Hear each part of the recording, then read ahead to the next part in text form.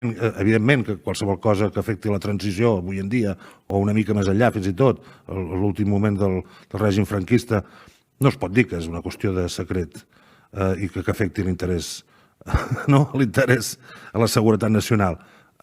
Afectarà segurament a una, no sé, a tot un imaginari que li donarà seguretat potser a algú, però, per suposat, no a la seguretat nacional. I en aquest sentit, com molt bé han dit vostès, hi ha aquí tota una qüestió cultural, de manera d'entendre les coses. M'ha agradat molt que expliqués, que expliquessin els països nòrdics, ho veuen així, en canvi, potser en altres latituds es veu diferent o s'ha generat aquest tipus de cultura. Ja per acabar-ho, no em puc estar de dir tot el que tot l'afer Pegasus, fins a quin punt aquesta manca de cultura de la transparència s'està dia a dia mostrant amb tota la seva cruesa.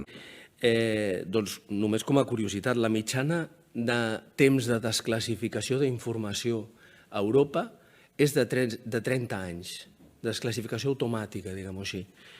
A Romania és de 100 anys i a Espanya i Turquia és indefinida, fins a data d'avui, perquè això hi ha en tràmit una nova, o hi haurà una nova llei, si troba el consens, sortirà. Però tan important com això és veure que la mitjana també a Europa és que quan les coses estan desclassificades hi ha una obligació de revisió dels motius que van justificar aquella reserva, fer-la cada 5 anys.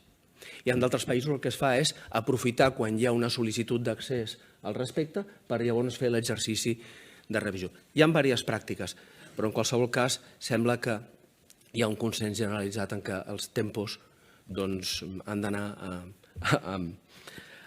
més escurçats.